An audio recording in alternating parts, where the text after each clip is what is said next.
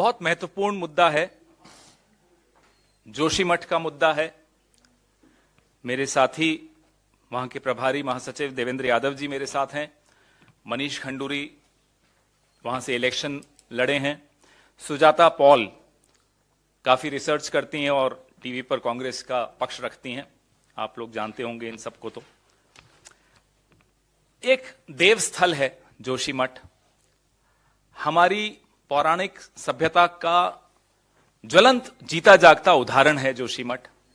आदि शंकराचार्य की तपस्या भूमि है जोशीमठ और भगवान बद्रीश को सर्दियों के दिनों में यहां स्थापित किया जाता है।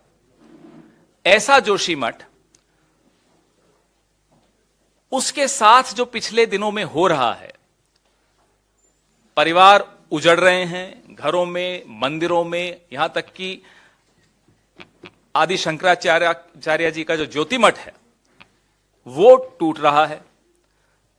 शिवलिंग में क्रैक्स आ गए हैं। त्रिपुर सुंदरी मंदिर, राजराजेश्वरी मंदिर, लक्ष्मी नारायण मंदिर, ये तमाम मंदिर टूट रहे हैं। लोग सड़कों पर हैं, बाजार बंद हैं और जिस गति से क्रैक्स बढ़ रहे हैं, ब्रेकिंग न्यूज क्या बनती है? ब्रेकिंग न्यूज बनती है कि प्रधानमंत्री ने संज्ञान ले लिया। अरे साहब, कमाल हो गया। संज्ञान कब लिया? जब सब कुछ ब्रेक हो गया, तब ब्रेकिंग न्यूज आई कि प्रधानमंत्री ने संज्ञान ले लिया। और संज्ञान अपने आप में बड़ी ब्रेकिंग न्यूज है। जो घर टूट रहे हैं, मंदिर टूट रहे हैं, दुकानें टूट रही हैं, वो ब्रेकिंग न्यूज नहीं।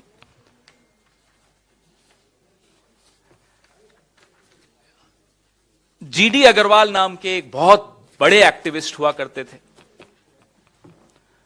हमारे वक्त यूपीए की सरकार थी, जयराम रमेश जी पर्यावरण मंत्री थे, 2010 की बात है। 600 मेगावाट का लोहारी नाग पाला एक प्रोजेक्ट था, उसके विरोध में जीडी अग्रवाल जी धरने पर बैठे और उस धरने के बाद यूपीए सरकार ने, जयराम रमेश जी मंत्री थे जिसमें मनमोहन सिंह जी प्रधानमंत्री थे, उस प्रोजेक्ट को रोक दिया। भैया फोन या जो भी आप बात कर रहे हैं प्लीज थोड़ा शांति से। उस प्रोजेक्ट को वहीं रोक दिया। यह 2010 की बात है। तुलना कीजिए, वही जीडी अग्रवाल 2018 में भागीरथी नदी पर जो डैम्स बन रहे थे उसके खिलाफ धरने पर बैठे। इस सरकार ने क्या किया? उनको जबरदस्ती उठा दिया, वहां से ले गए और जिन परिस्थितियों में उनकी मौत हुई वो अपने आप में एक पीड़ादायक बात है। तुलना ये दोनों सरकारों की बता रहा हूं। यूपीए हमेशा सामंजस्य की बात करती थी, सामंजस्य प्रकृति में, सामंजस्य विकास में। आज की सरकार सामंजस्य छोड़ दीजिए, लोगों की सुनना छोड़ दीजिए, विशेषज्ञों की सुनना छोड़ दीजिए। एक उदाहरण मैं आपको देता हूं, रवि चोपड़ा नाम के एक विशेषज्ञ का, पर्यावरणविद का। मॉनिटरिंग कमिटी से उन्होंने इस्तीफा दे दिया क्योंकि उनकी बात नहीं सुनी जा रही थी। 4 धाम रेलवे परियोजना में वो बार बार कहते रहे कि इतना चौड़ा मत करिए सड़कों को कि पहाड़ों का जो ढलान है वो सीधी हो जाएगी, उसके बाद चट्टानें गिरती हैं, उसके बाद पूरा वहां सामंजस्य बिगड़ जाता है और वो एक इकोलॉजिकल डिजास्टर बन जाता है। उनकी नहीं सुनी जा रही थी, उनका जमीर था, उन्होंने इस्तीफा दे दिया। यह परिस्थिति है। इस सरकार के कान बंद हैं, आंखें बंद हैं और मुंह भी तभी खुलता है जब कोई ब्रेकिंग न्यूज देनी होती कि संज्ञान ले लिया। अरे आपने संज्ञान लिया, 4-5 दिन तक लगातार वहां लोग त्राही त्राही कर रहे हैं। हमारे देवेंद्र यादव जी, इनका प्रतिनिधिमंडल घूम रहा है, स्थिति का जायजा ले रहा है, स्थानीय लोगों की बात कर रहा है, सोशल मीडिया पे आप लोग सब देख रहे हैं और आप में से काफी चैनल्स लगातार चला रहे हैं। प्रधानमंत्री को नहीं सुनाई दे रहा। ब्लास्टिंग हो रही थी, स्थानीय लोगों ने उसका विरोध किया क्योंकि उनके घरों में अचानक दरारें आने लगी। फिर जाके ब्लास्टिंग रुकी और जहां ब्लास्टिंग हो रही थी, टनल एक बन रहा है एनटीपीसी का, स्थानीय लोग मानते हैं कि उस टनल की ब्लास्टिंग की वजह से आज ये स्थिति आई। जहां ये टनल में दरार आई सबसे पहली, 600 लीटर प्रति सेकंड की गति से पानी गिर रहा है। आप सोचिए, आप कल्पना नहीं कर सकते किस स्थिति में वहां एक टाइम बॉम्ब लगा हुआ है और संज्ञान ले रहे हैं प्रधानमंत्री जी 5 दिन बाद, 4 दिन बाद, 6 दिन बाद। और संज्ञान के बाद क्या हुआ हमें नहीं मालूम, संज्ञान ले लिया।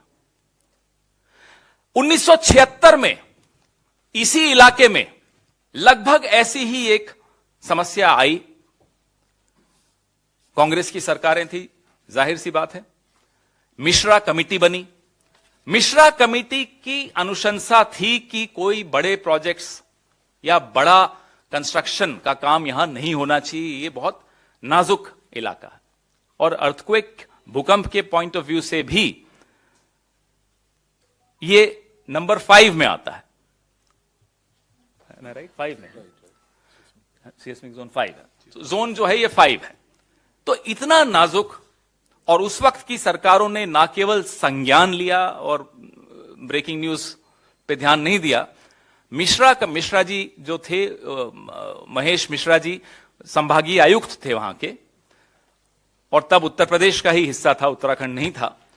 मिश्रा कमेटी की रिपोर्ट का पालन आने वाली कई सरकारों ने लगातार किया जब भी कोई बड़ा प्रोजेक्ट इस इलाके में लाते। यहां तक कि जब जयराम रमेश जी के संज्ञान में जीडी अग्रवाल जी लाए इस मुद्दे को, वहां कंस्ट्रक्शन के मुद्दे को और पावर प्रोजेक्ट्स के मुद्दे को, जयराम रमेश जी ने भी मिश्रा कमेटी की रिपोर्ट को अपनी टेबल पर सबसे ऊपर रखा। इन सरकारों ने मिश्रा कमेटी का नाम नहीं सुना होगा, मैं आपको बता सकता हूं। कम से कम प्रधानमंत्री कार्यालय ने बिल्कुल नहीं सुना होगा।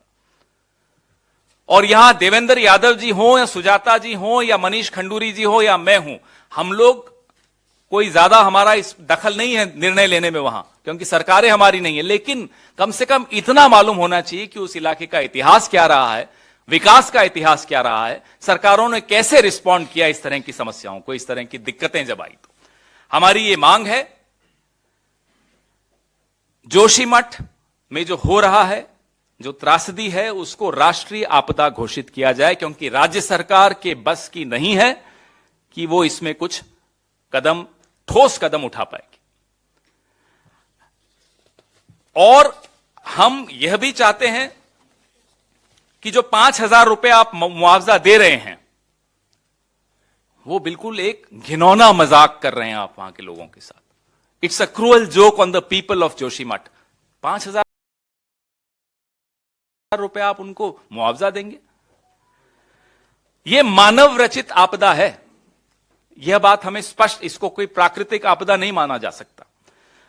जो सुरंग है जिसकी वजह से यह मानव रचित आपदा हुई है, उसको तुरंत बंद कर दिया जाए और लोहारीनाग, पाला और पाला मनेरी परियोजना की जो सुरंगें हैं उनको भरने का काम तुरंत शुरू कर दिया जाए।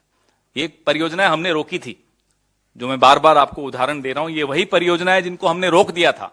सुरंगों को सिर्फ भरने का काम है, वो नहीं कर पा रहे और नई और सुरंगें खोद रहे हैं आप।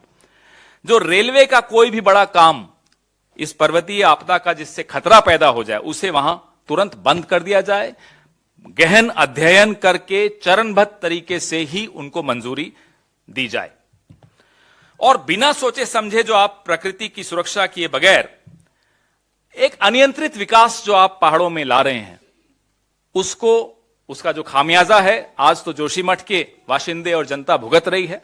लेकिन आने वाले दिनों में, महीनों में, सालों में पूरा ये जो इलाका है, ये इस तरह की त्रासदियां बार बार दोहराई जाएंगी। आपको याद होगा फरवरी 2021 में 200 लोगों ने जान गंवाई थी। चमोली में एक आपदा आई थी, वो भी मानव रचित आपदा थी।